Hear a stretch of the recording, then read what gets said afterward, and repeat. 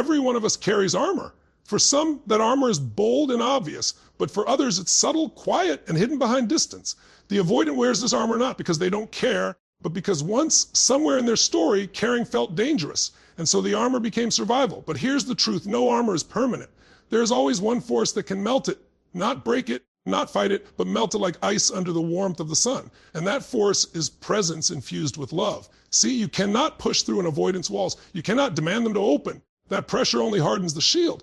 But when you choose to be still, when you choose to bring a presence that does not demand, that does not accuse, but simply remains, you communicate a truth that goes deeper than words. You are safe here. Safety is the beginning of intimacy. Without it, no relationship survives, or that walls crumble, not through force, but through the quiet recognition that love doesn't wound, it heals.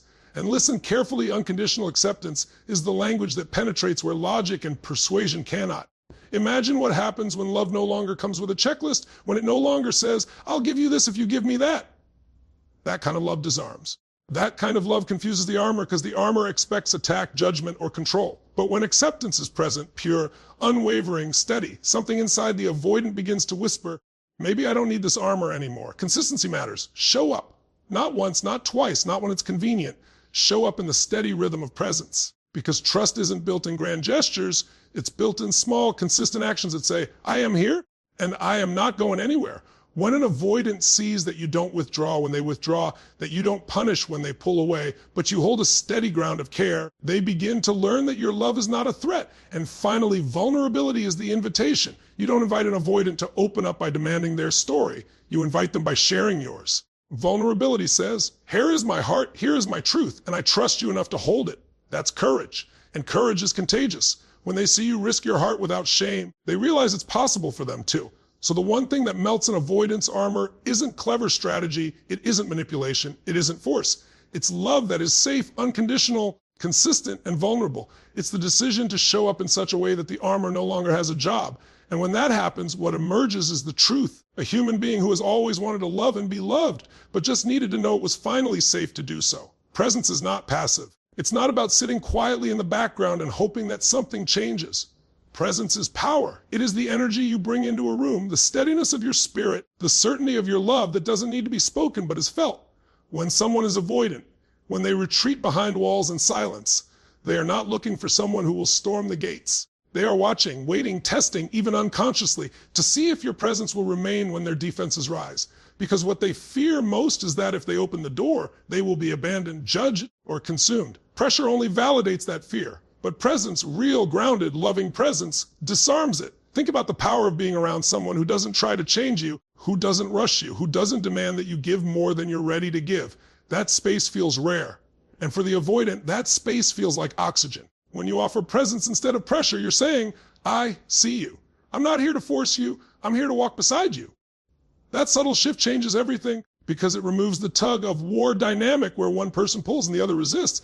Presence says, I'm not pulling, I'm simply here. And when you're here consistently with energy that is calm and open, their nervous system begins to relax. They start to sense that maybe, just maybe, they don't need to hold the shield up all the time. Presence also means you're not threatened by their silence.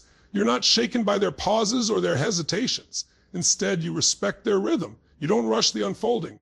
You understand that closeness for them is not a sprint, it's a gradual warming, and your steady presence becomes the fire that slowly melts the ice. This doesn't mean you lose yourself. On the contrary, presence is strongest when it's rooted in your own wholeness. You're not waiting for them to validate you. You're not anxiously filling the silence with noise. You're standing in your own power and allowing them to feel that strength without being overwhelmed by it. That kind of presence becomes irresistible. It creates safety. And safety is the very thing their armor was built to protect. Safety is the doorway to every form of intimacy. Without it, love cannot breathe, trust cannot grow, and connection cannot deepen. For someone with avoidant tendencies, safety is not just important, it is everything. Their entire armor is a response to environments where vulnerability was not safe, where closeness meant risk, where love came with pain or conditions. So when you step into their world, what you're really stepping into is a battlefield that exists inside their nervous system, their distance, their withdrawal, their hesitation. These are not signs of indifference. They are signs that safety has not yet been established. And the moment they begin to feel safe, the armor starts to soften, not because you ask, not because you pushed, but because the body and the heart cannot resist the natural pull toward connection when danger is no longer present. Creating safety means showing up in a way that does not trigger old wounds. It means listening without rushing to fix. It means allowing silence without interpreting it as rejection. It means meeting their moments of withdrawal with steadiness rather than punishment. Safety is built when they realize again and again that their boundaries will be respected, their timing will be honored, and their emotions will not be weaponized against them. That kind of consistency rewrites the script inside their mind. It tells them that this time is different, that this love is different, that this connection is a place where they can finally rest without fear of being invaded or abandoned. When you create safety, you are not asking them to surrender their armor. You are making the armor unnecessary. There's a profound difference. Forcing someone to drop their defenses will only reinforce their need for them. But offering a steady, secure environment where their defenses naturally dissolve on their own is what allows real intimacy to emerge. Safety is not about coddling or lowering your standards. It's about cultivating a space where two people can show up as they are without judgment, without fear. In that space, the avoidant begins to feel something they rarely feel, relief. And relief is the first step toward trust. Safety is not just a feeling, it's the foundation that allows every other emotion to flourish. For someone who has learned to protect themselves through distance, safety is the one signal they are constantly scanning for. Their armor is not a rejection of love. It's a shield against the chaos they once associated with love. When closeness felt overwhelming or unpredictable, when opening up meant being hurt, criticized, or abandoned, their nervous system adapted. Distance became survival.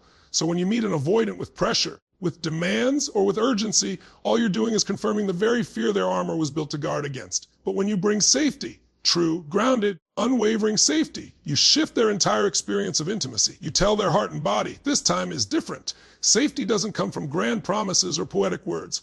It comes from behavior, from the small, consistent actions that prove again and again that you can be trusted. It's in the way you listen without cutting them off. It's in the way you let them retreat without casing or punishing. It's in the way you honor their pace even when it's slower than you'd like. Every one of those choices sends the same message: you are safe here. And that message begins to rewrite the story they've carried for years. It tells them love doesn't have to mean pressure. Connection doesn't have to mean control. Intimacy doesn't have to mean suffocation. When safety is present, something profound happens. The armor begins to dissolve on its own.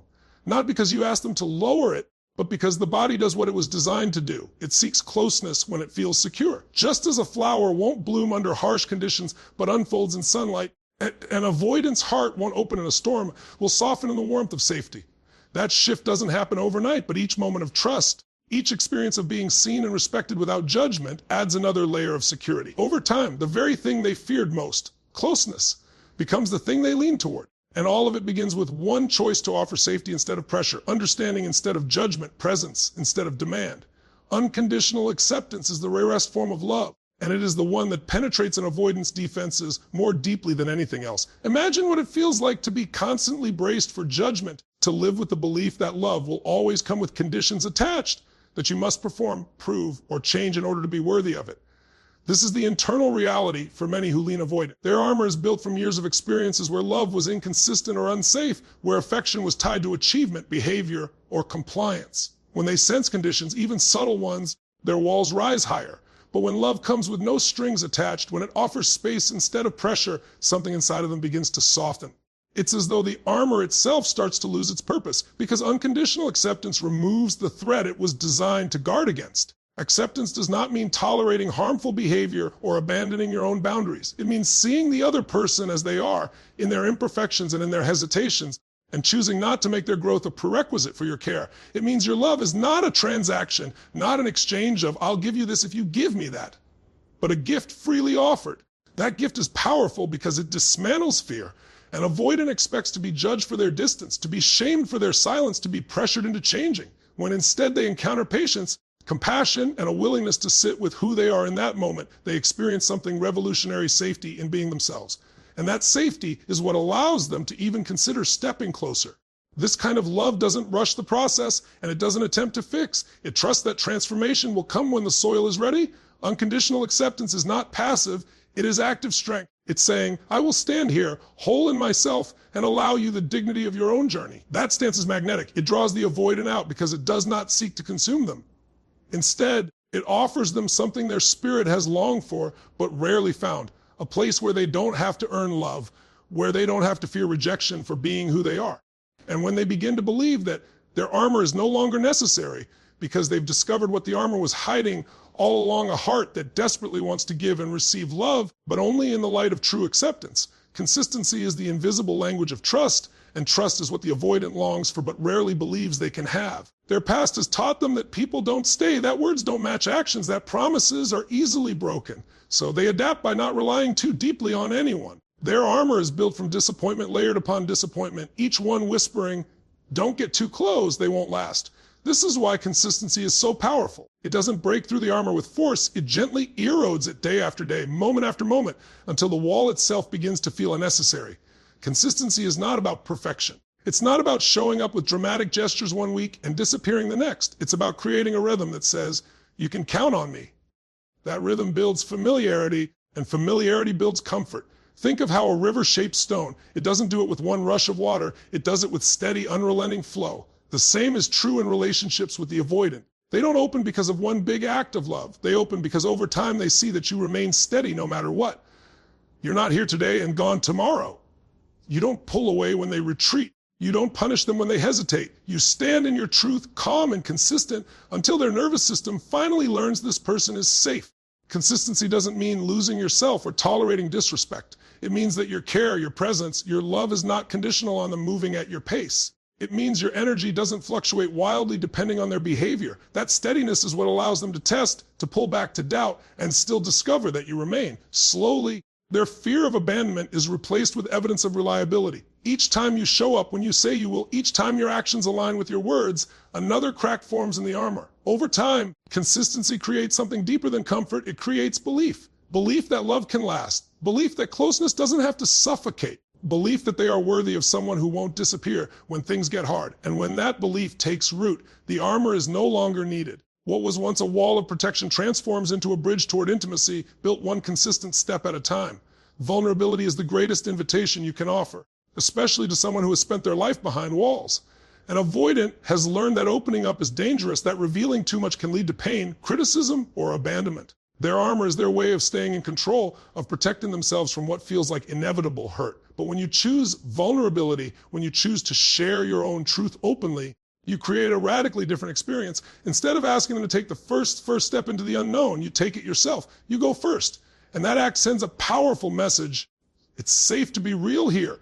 Vulnerability doesn't mean spilling everything without boundaries. It means being willing to let your guard down, to express what you feel without disguises, without manipulation, without needing to be perfect. It means being honest about your fears, your desires, your insecurities, and your hopes. This openness creates a space where the avoidant no longer feels pressured, but rather inspired. They see in your courage a reflection of what's possible for them. Courage is contagious, and when you embody it, you silently give them permission to lower their shield. There's a strength in vulnerability that an avoidant can't ignore.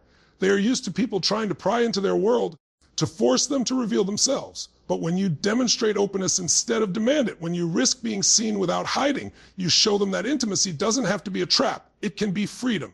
Vulnerability builds trust because it shows authenticity. It says, "I'm not wearing a mask, and I'm not asking you to wear one either." Over time, that repeated exposure to your openness begins to rewire their perception of closeness.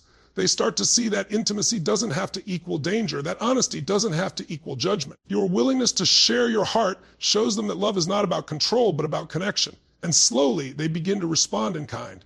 The armor that once kept them distant becomes less necessary because vulnerability has created a new reality where truth and love can coexist. The walls they built to protect themselves begin to fall not under pressure, but under the weight of authenticity and the undeniable pull of human connection. Thank you for sharing your time and energy with me today. It means more than you know. Until we meet again, keep showing up with love, courage, and truth. Your breakthrough is already unfolding.